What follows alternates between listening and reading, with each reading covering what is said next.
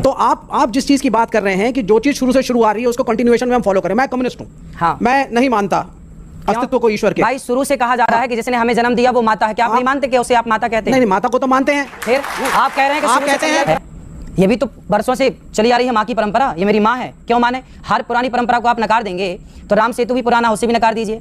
राम का अस्तित्व लोग नकारते हैं तो हर चीज नकार देने से तो कुछ ना बचेगी ना। फिर हम क्यों? हमने तो महात्मा गांधी को देखा ही नहीं, फिर हम भी मानने लगे नहीं जी महात्मा गांधी नाम के कोई हुए ही नहीं है। कामाख्या देवी को आप मानते हैं? हाँ मानते हैं, बिल्कुल। कामाख्या देवी में बलि चढ़ती है, सही है गलत? हाँ, बकरे की बलि चढ़ने की परंपरा है, आपने ठीक कहा। अब मैं ये बताऊं कि क्यों।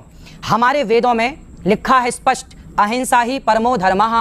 हमारे शास्त्र कहते हैं किसी की हत्या ना करो। हमारा हिंदू सनातन धर्म कहता है किसी की हत्या मत करो। फिर आपने सवाल किया कि कामाख्या में क्यों हत्या। तो फ्रेंड्स, आज की वीडियो काफी धांसू होने वाली है, तो वीडियो का एंड तक जरूर देखिएगा।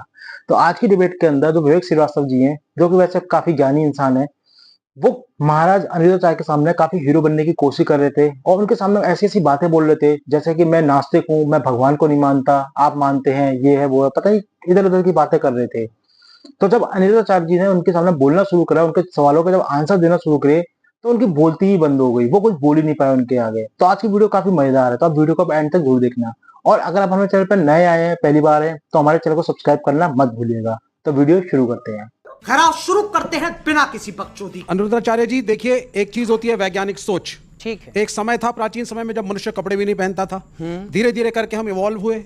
ठीक है। समाज बना, गांव बना, शहर बना, देश बना। तो वैज्ञानिक सोच को तो आपको मानना पड़ेगा। हाँ, मानते हैं। तो आप जिस चीज की बात कर रहे हैं कि जो चीज शुरू से शुरू आ रही है उसको कंटिन्यूएशन में हम फॉलो करें। मैं कम्युनिस्ट हूं।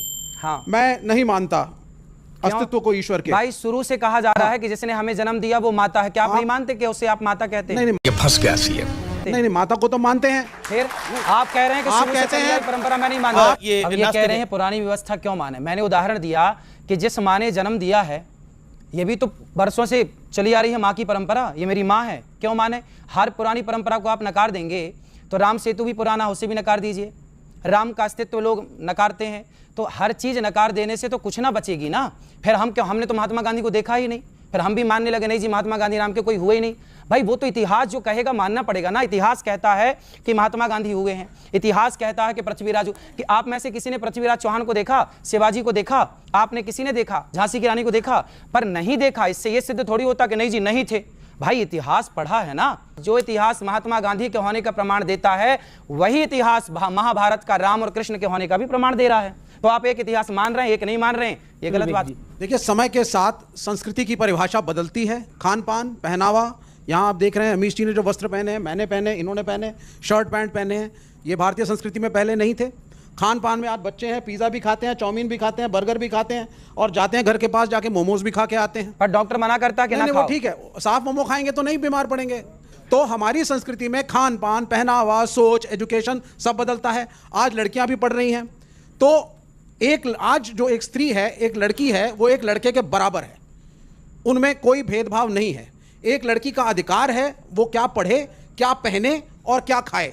इसका एक मॉरल कंट्रोलिंग धर्मगुरु और कथावाचक क्यों करना चाहते हैं? हमारे हिसाब से देखिए, अब बताइए, आप मोमोज खाइए, आप पिज्जा, बर्गर, चाउमीन इत्यादि खाइए। हमारे हिसाब क्या है? हम कहते हैं बेटा अंकुरित अनाज खाओ, अंकुरित करके खाओ, आप ज्यादा से ज्यादा फल खाओ, आप ज्यादा से ज्यादा हेल्दी चीजें खाओ, शुद्ध देसी गाय का मस्त दूध मिल जाए तो दूध पियो। हम तो आपके हित के लिए कह रहे हैं। कामाख्या देवी को आप मानते हैं? हाँ, मानते हैं, बिल्कुल मानते हैं। कामाख्या देवी में बलि चढ़ती है, सही है गलत? सुनते जाइए। चंडी माता में बलि चढ़ती है, सही है गलत? मैं पूर्वी उत्तर प्रदेश से हूँ, मैं पूर्वी उत्तर प्रदेश से आता हूँ। वहाँ पे अब योगी आदित्यनाथ उस मठ के महंत बने हैं। पहले वहाँ पे भी छोटे छोटे सुअर के बच्चों की बलि चढ़ती थी माता को। देवी पाटन सिद्ध देवी का स्थल है और कायस्तों का एक गांव है वहाँ पे नवमी के दिन माता को बकरा जरूर चढ़ता है। ठीक, लेकिन हाँ, ये अलग बात है कि ईद में मुसलमानों पे उंगली उठाना बड़ा आसान काम हो गया है हिंदुस्तान में। क्या ये जो नॉनवेज खाने की प्रथा, आप वैसे आप एथिस्ट हैं जी, यानी आप धर्म को नहीं मानते, लेकिन आपको धर्म की जानकारी अच्छी है। नहीं, उनको पूछने दीजिए। नहीं, मेरा प्रश्न ये आपसे ये है, पूछिए। ये बड़ा आसान होता है इस मुल्क में, ये बड़ा आसान होता है मुसलमानों के ऊपर उंगली उठा देना ईद के दिन। ये बड़ा आसान होता है कथावाचकों के लिए सिर्फ इस्लाम और कुरान के ऊपर उंगली उठाना कि आप क्रूर हैं और आप जानवरों को खाते हैं। क्या आप कहेंगे कि ये सब कुछ जो चल रहा है माता कामाख्या के मंदिर में बलि का चढ़ना, ये सब गलत है। जवाब अब मैं इनका उत्तर दे दूं।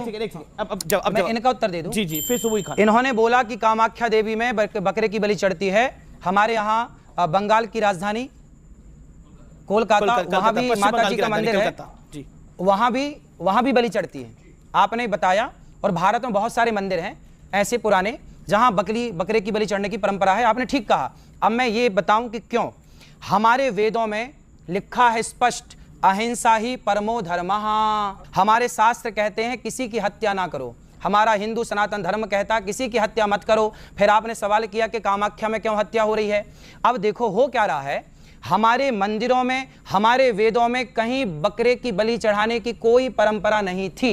लेकिन क्या हुआ कि एक मास्टर जी ने एक विद्यार्थी को देखा सिगरेट पीते हुए।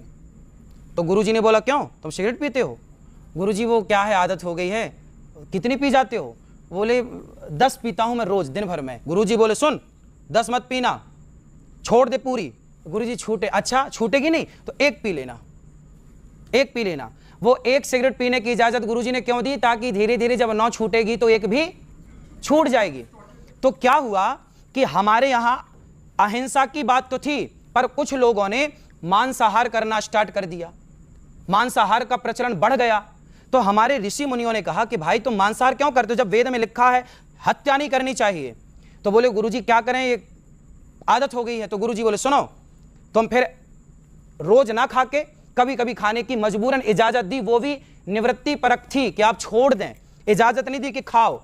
आप 10 सिगरेट रोज पीते हैं तो मैं आपने आपको कहा तो गुरुजी होंगे जिन्होंने इसकी इजाजत दी होगी, उनका कोई नाम होगा। सब बता रहा हूं, सब बता रहा हूं। अभी मैं आपके पास आऊंगा।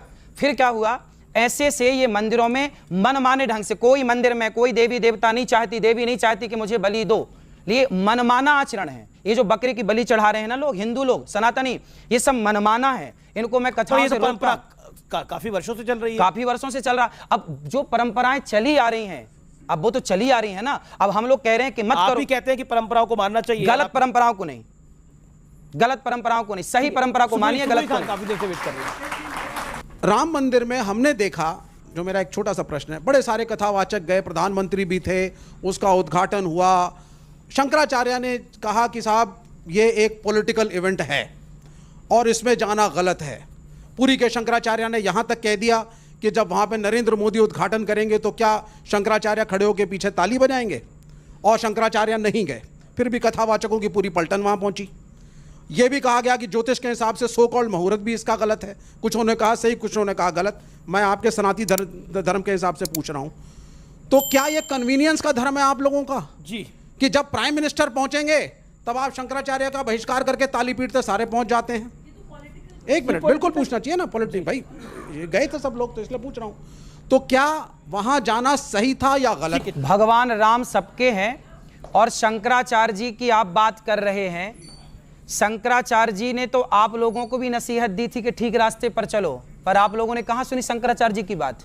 शंकराचार्य जी की वो बात तो आपने सुन ली कि नहीं गए, पर शंकराचार्य जी जो और नसीहत आपको देते हैं। हेलो फ्रेंड्स, तो आज की वीडियो को यहीं पे खत्म करते हैं। और जैसा कि आपने वीडियो के अंदर देखा कि जब भी आप अपने कोई क्वेश्चन या आंसर जब भी करते हैं तो आपको ये देख के करना चाहिए कि आपके सामने कौन बैठा हुआ है, जैसे कि आज वीडियो के अंदर हुआ। तो फ्रेंड्स, अगर आपको वीडियो अच्छी लगी हो तो वीडियो को लाइक और कमेंट करना ना भूलें, और अगर आप हमारे चैनल पर नए हैं तो हमारे चैनल को सब्सक्राइब जरूर करें। तो मिलते हैं नेक्स्ट वीडियो में। जय हिंद, जय भारत।